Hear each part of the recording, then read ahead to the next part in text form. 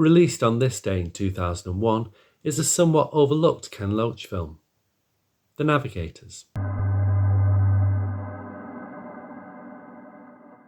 In terms of story and tone, this film is the kid brother to Loach's earlier film, Riff Raff.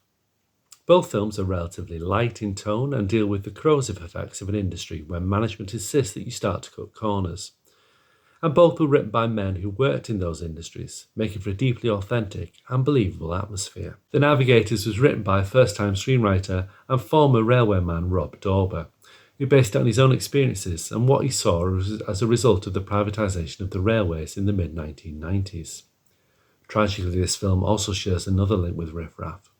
Like the writer of that earlier film, former labourer Bill Jesse, Dauber died not long after work on the film was completed, cruelly cutting short a promising secondary career in cinema. His death from mesothelioma, a rare form of lung cancer, is all the more poignant when you consider it was likely caused by handling asbestos in his work on the railways. As Ken Loach said in Dauber's Guardian obituary, "Working people have lost a champion." He received a posthumous BAFTA for Best New Writer for the film. In terms of story, The Navigator follows 5 railway workers: Pragmatic John, young divorcee Paul, cautious Mick, sensitive Jim, and union man Jerry, who each work in a Sheffield depot affected by the privatisation of British Rail in 1995. The men are informed by the useless and pompous supervisor Harpick, so called because he's clean round the bend, one morning that they're now working for a company called East Midlands Infrastructure.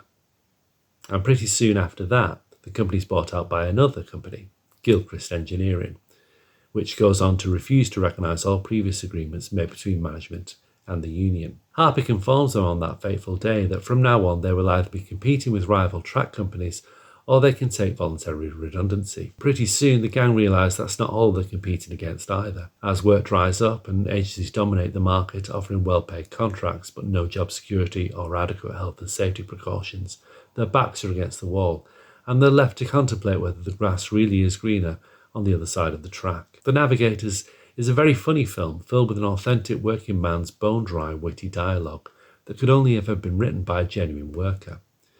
There's a very funny joke that is played across several scenes revolving around the greediness and slow-wittedness of a secondary character, the depot's cleaner, that never fails to have me chuckling.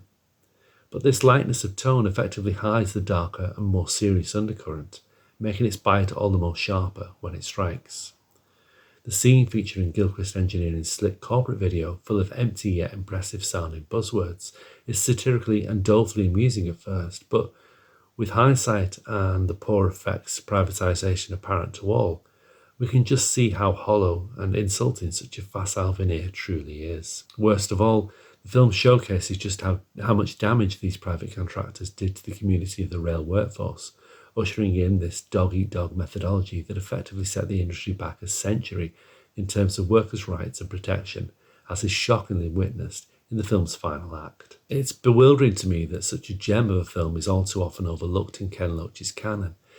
It really needs to be seen by more people and will almost certainly be appreciated. In a world of zero-hour contracts, substandard living wages and a cost of living crisis, the message of The Navigators is still very, very topical to this day. To my mind, The Navigators is one of Ken Loach's finest latter-day studies of the British workplace and the ruinous effects of privatisation and corporate greed. It's a film that firmly explodes the myth of privatisation being anything like a success, and it's maddening to me to think that we're still in this situation now, despite all evidence pointing to the benefits of nationalisation and the general public themselves expressing the desire to return to it. Rail passengers in the UK pay increasingly exorbitant ticket prices for increasingly unreliable and poor services from rail operators who are actually based in Europe, who then use the funds to bolster the public coffers of their own nationalised railway system.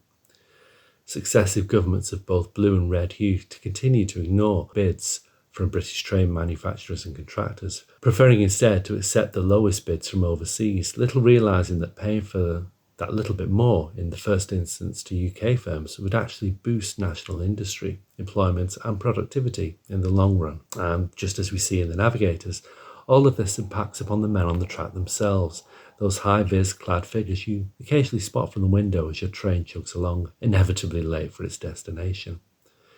employed by agencies without recourse to proper entitlement and health and safety that the unions fought and won under nationalised industry. The characters featured here are the forerunners to the zero-hour contract workers that Loach most recently depicted in films such as Sorry We Missed You. In the 20-odd years that has passed between this film, nothing has changed. In fact, it's only gotten worse. Don't you think it's time we listen to Ken Loach? We are IndieMDB for all things indie.